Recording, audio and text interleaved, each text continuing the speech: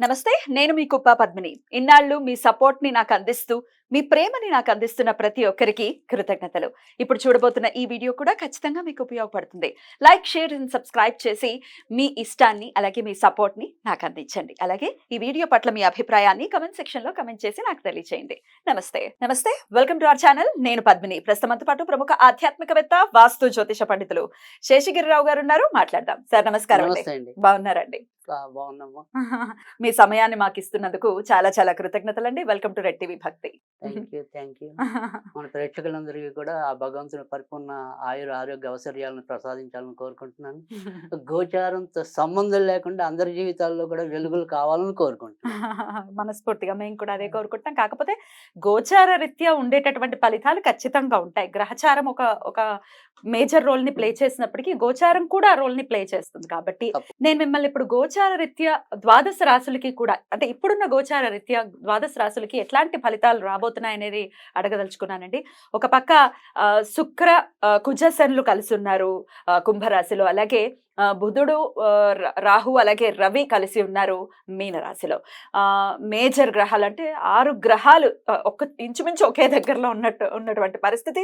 ఇట్లాంటి గోచార పరిస్థితులు ఉన్నప్పుడు ద్వాదశ రాశుల మీద ఎలాంటి ఇంపాక్ట్ ని చూపిస్తుంది ఒక్కసారి మీ ద్వారా? తప్పకుండా. అంటే ఇక్కడ మనం ఏదైతే ఇప్పుడు ఈ సంయోగం అంటాం, గ్రహాల సంయోగం అనుకోండి, అది ఒక్కొక్క బిందువులో వారు ఇంకా దగ్గరగా ఉన్నప్పుడు దాని ఫలితం అనేది ఇంకో రకంగా ఉంటుంది.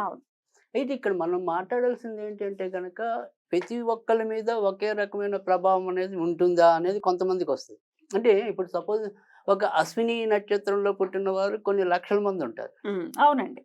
సో ఈ గోచారాన్ని ఎంత వాళ్ళకి కరెక్ట్ చేయాలి అనేది అందరం మనం నిరంతరం తప్పించే విధానం. ప్రశ్నార్థకమే అది ఎలా ఉంటుంది అనేది.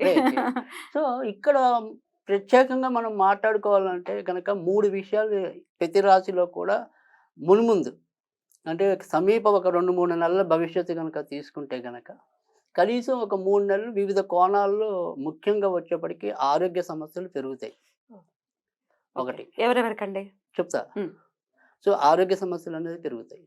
తర్వాత ఎవరైతే ఈ కొత్తగా గర్భం దాల్చి ఉంటారో, అంటే రీసెంట్ అనుకోండి, వాళ్ళకి కూడా ఒక్కోసారి గర్భస్రావ ప్రమాదాలు ఉంటాయి. తర్వాత రెండోది, ఎవరికైతే క్షణికావేశం ఉంటుందో ఆ షార్ట్ టెంపర్తో చేసే నేర ఘోరాల సంఖ్య పెరుగుతుంది. సో అందుకని ఖచ్చితంగా ఈ 2-3 నెలలు కూడా ఏ రాశి వారైనా ఎంతో కొంత జాగ్రత్త తీసుకోవాలి. స్ట్రెస్ఫుల్ లైఫ్ ఉంటుంది 2-3 నెలలు. 2-3 నెలలు. సో అది ఎలా ఉంటుంది అనేది ఒక్కొక్క రాశిని బట్టి చెప్దాం. తప్పకుండా. ఇక మరి మిథున రాశి వారికి ఎలా ఉండబోతోంది ఈ 2 నెలలు కూడా? మిథున రాశి వారు కూడా ఆరోగ్య విషయాలు అయితే కొద్దిగా ఎక్కువ జాగ్రత్త పడాలి. ఎందుకంటే ఆల్రెడీ ఇప్పటికే అష్టమంలో కుజుడు సంచరించడం అనేది ఉంది. తర్వాత వచ్చేప్పటికి ఏంటంటే ఆ మిథున రాశికి ఎవరైతే ఆ రాశి అధిపతి ఉన్నాడో ఆయన ఆల్రెడీ నీచంలో ఉన్నాడు. సో దీనివల్ల ఏంటంటే ముఖ్యంగా ఆడవాళ్ళు అయితే కనుక ఈ ఋతుక్రమ సమస్యలు అనేది పెరుగుతాయి. సో మగవాళ్ళకి వచ్చేప్పటికి ఏంటంటే మెయిన్ ఈ శిరస్సుకి సంబంధించిన సమస్యలు కానీ, వెన్నుపూస గుంజటం కానీ, వీటికి సంబంధించిన అనారోగ్యాలు ప్రబలటం అనేది ఉంటుంది. తర్వాత వచ్చేప్పటికి ఏంటంటే ఈ వాహనాలు నడిపే విషయంలో కూడా మరి కుజుడు అష్టమంలో ఉంటాడు కాబట్టి ఆకస్మికంగా ప్రమాదాలు జరిగే అవకాశాలు అయితే ఉంటాయి. జాగ్రత్తగా నడపాలి కనుక వాహనాలు నడిపే విషయంలో, తర్వాత వ్యక్తిగత ఆరోగ్య విషయంలో ఈ 2 జాగ్రత్తలు తీసుకుంటే మిథున రాశి వారికి కూడా ఎక్కువ శాతం మంచిగా ఉంది. ప్లస్ పాయింట్స్ ఏముంటాయి? సో ప్లస్ పాయింట్లకు వచ్చేప్పటికి ఏంటంటే ఈ ఏదైతే మనము బయట నుంచి రావాల్సిన ఏవైతే అవి గౌరవ మర్యాదలు అవ్వచ్చు, కొంతమందికి డబ్బు అవ్వచ్చు, ఏవైనా సరే అవి ఇప్పుడు లభించడానికి ఉంటాయి. సపోజ్ మనం 1 లక్ష అప్పించాం, ఆ లక్షకి లక్ష రాకపోయినప్పటికీ కూడా ఒక 50,000 40,000 కొంత మనకి ఊరటింపు రావడం అనేది అయితే ఖచ్చితంగా ఉంటుంది. తర్వాత వచ్చేప్పటికి ఏదైతే మిథున రాశి వాళ్ళు ముఖ్యంగా ఉద్యోగ క్షేత్రంలో ఉన్న వాళ్ళు ఎవరైతే ఉన్నారో వారికి మరి లాభంలో గురుడు అనేవాడు ఉండటం అనేది ఉంది. తర్వాత ఏంటంటే సహాయకారకుడు రవి కూడా లాభంలో ఉండటం అనేది ఉంది. కనుక ఏంటంటే మన దగ్గర పనిచేసే వాళ్ళ వల్ల కూడా మన సహాయ సహకారాలు సకాలంలో పొందడానికి ఉంటుంది. లేదు మన కొలీగ్స్ ఒకళ్ళొకళ్ళు సహకరించుకుంటూ పనిచేయడం అనేది ఉంటుంది. కనుక మిథున రాశి వారికి ప్లస్ ఏంటంటే వృత్తి ఉద్యోగాల్లో ఉన్నప్పుడు ఆ గౌరవ మర్యాదలు పెరగటంతో పాటు జీత భత్యాలు కూడా పెరిగే అవకాశాలు అయితే ఉంటాయి. ఇంకా వ్యాపార రంగంలో ఉన్న వాళ్ళకైతే గనక ఎవరైతే కన్స్ట్రక్షన్ రంగంలో ఉంటారో నిర్మాణ రంగంలో వాళ్ళకి ఇంకా ఎక్కువ లాభం జరగడానికి ఉంటుంది. తర్వాత రెండోది వచ్చేప్పటికి ఎవరైతే ఇలాగా ఈ సినిమా ఫీల్డ్ అనుకోండి, లేదా మీడియా రంగం, కళారంగం వాళ్ళలో ఉన్న వాళ్ళకు కొత్త అవకాశాలు రావడానికి ఉంటుంది. తర్వాత ఎవరైతే ఈ ఫుడ్కి సంబంధించిన వ్యాపారాల్లో ఉన్నారో వాళ్ళకు కూడా లాభం జరుగుతుంది. కానీ నష్టపోయే వాళ్ళు ఎవరు ఉంటారు అంటే కనుక ఇదేదైతే మనకి ముఖ్యంగా ఇనుముకి సంబంధించిన వ్యాపారాల్లో ఉన్న వాళ్ళు కొంత ఇబ్బంది పడటం అనేది ఉంటుంది. తర్వాత నూనె ఇలాంటి వాటికి అంటే ద్రవ పదార్థాలు ఇవి అమ్మే వాళ్ళకి కొంత ఇబ్బందులు రావడానికి అయితే ఉంటుంది. కానీ మిథున రాశి వారికి, వృషభ రాశి వారికి ప్రస్తుతం ఉన్న పరిస్థితుల్లో అయితే వాళ్ళు మేనేజ్ చేయగలిగేలాగా పరిస్థితులు ఉంటాయి. అంటే చెడు ఉన్నా దాన్ని మేనేజ్ చేస్తే బెటరే కదా, అలా ఆ రకమైన సిచ్యువేషన్ అయితే ఉంటుంది.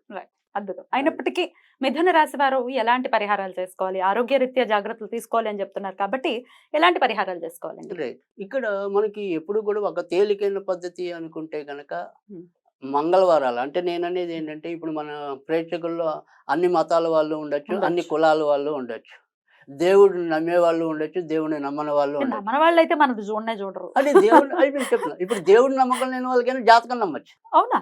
అలాంటి వాళ్ళు ఉంటారా? అలాంటి వాళ్ళు ఉండకూడదని ఏం లేదు. ఎలా ఇప్పుడు ఇప్పుడు మన దగ్గరికి ఇప్పుడు అన్ని రకాల వాళ్ళు వస్తూనే మాకు ఇలాంటి నమ్మకం లేవని కూర్చుని కూడా నమ్మకంగా విని వెళ్ళే వాళ్ళు ఉంటారు. ఇదో పోజ్ అయిపోయిందండి జనాలకి, మేము ఇవన్నీ నమ్మమంటారు, చక్కగా వచ్చి కూర్చుంటారు.